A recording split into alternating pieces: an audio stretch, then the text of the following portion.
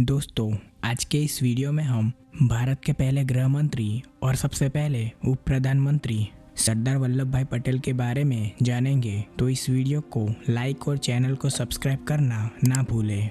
दोस्तों, सरदार वल्लभ भाई पटेल को उनके द्वारा किए गए साहसिक कार्यों की वजह से उन्हें लौह पुरुष या फिर सरदार पटेल भी कहा जाता है। दोस्तों, सरदार वल्लभ भाई पटेल का जन्म 31 अक्टूबर 1875 में गुजरात के खेड़ा ज़िले के नडियाद में हुआ था।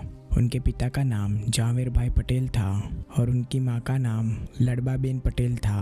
वल्लभ भाई पटेल के 4 भाई भी थे, जिनका नाम था सोम भाई पटेल, नारसी भाई पटेल, विठल भाई पटेल और काशी भाई पटेल था।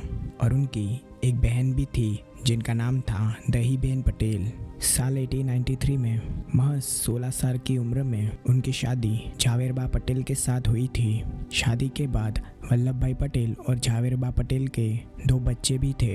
एक बेटा डाया भाई पटेल और एक बेटी मनीबेन पटेल थी। भारत के राजनीतिक इतिहास में सरदार वल्लभ भाई पटेल के योगदान को कभी भुलाया नहीं जा सकता। उन्होंने स्वतंत्र भारत को एक करने में अपना बहुत बड़ा योगदान दिया था। वल्लभ भाई पटेल 33 साल के थे तब उनकी पत्नी का निधन हो गया था। दोस्तों, वल्लभ भाई पटेल इंग्लैंड में वकालत करने के बाद भी उनका रुख पैसे कमाने की तरफ नहीं था।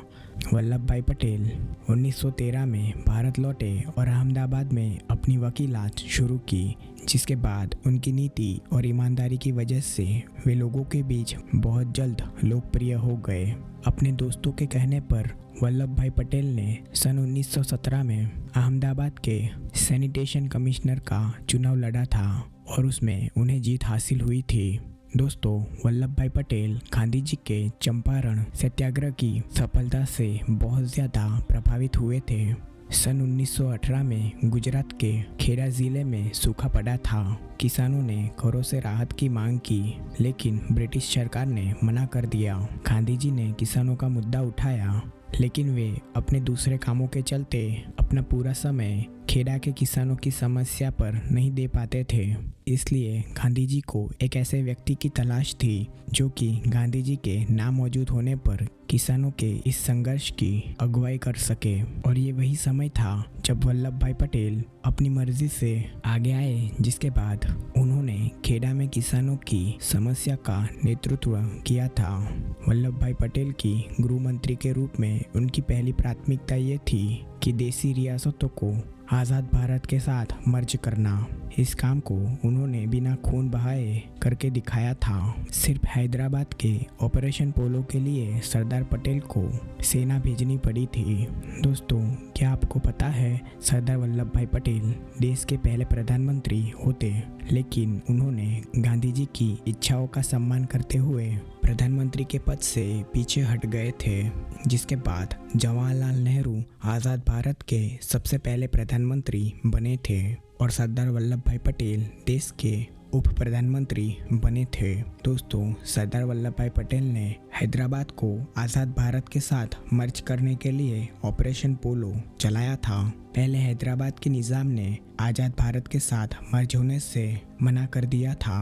आज़ाद भारत में वल्लभ भाई पटेल पहले ऐसे व्यक्ति थे जिन्होंने भारतीय सिविल सेवाओं का महत्व बखूबी समझा था।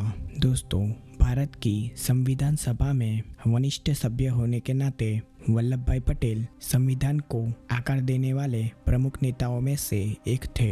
भारत को आज़ादी मिलने के बाद सरदार पटेल भारत के उप प्रधानमंत्री के साथ रियासत विभाग के मंत्री भी बने थे। सरदार पटेल का निधन 15 दिसंबर 1950 में मुंबई में हुआ था, जिसके बाद उनके निधन के 41 साल बाद साल 1991 में भारत के सर्वोच्च राष्ट्रीय सम्मान भारत रत्न से वल्लभ भाई पटेल को नवाजा गया।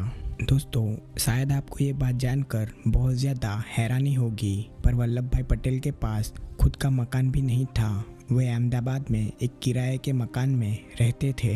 जब 15 दिसंबर 1950 में उनका निधन हुआ, तब उनके बैंक अकाउंट में सिर्फ 660 रुपये मौजूद थे। दोस्तों, 31 अक्टूबर 2018 में गुजरात के नर्मदा के सरदार सरोवर डैम के सामने दुनिया का सबसे ऊंचा स्टैच्यू ऑफ यूनिटी वल्लभ भाई पटेल के सम्मान के रूप में बनाया गया है। दोस्तों, वल्लभ भाई पटेल का यह स्टैच्यू की ऊंचाई 182 मीटर है, जो कि एक लोहे से बना स्टैच्यू है।